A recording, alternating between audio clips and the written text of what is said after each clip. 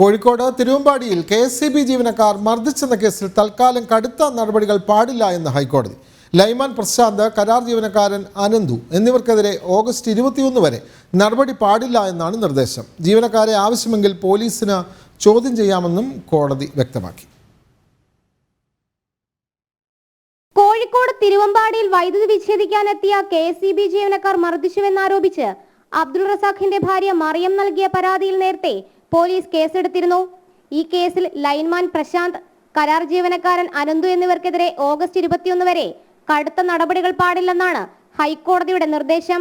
Case റദ്ദാക്കണമെന്നാവശ്യപ്പെട്ട് KSEB. ജീവനക്കാർ നൽകിയ ഹർജിയിലാണ് ഹൈക്കോടതി നടപടി. അതേസമയം കെ.എസ്.ഇ.ബി. ജീവനക്കാരെ ആവശ്യമെങ്കിൽ പോലീസിന് ചോദ്യം ചെയ്യാമെന്നും നിഷ്പക്ഷവും സുതാര്യവുമായ അന്വേഷണം നടക്കട്ടെയെന്നും കോടതി വ്യക്തമാക്കി. മക്കൾ സെക്ഷൻ ഓഫീസ് ആക്രമിച്ചതിന്റെ പേരിലാണ് തിരുവമ്പാടി സ്വദേശി അബ്ദുൾ റസാഖിന്റെ വീട്ടിലെ വൈദ്യുതി ബന്ധം കെ.എസ്.ഇ.ബി. വിച്ഛേദിച്ചത്. പിന്നീട് റസാഖും ഭാര്യയും സമരമിരുന്നതടക്കം വലിയ രീതിയിൽ ചർച്ചയാവുകയും ചെയ്തിരുന്നു.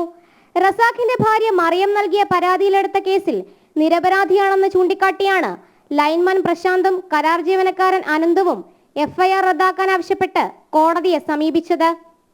ജനം, കൊച്ചി.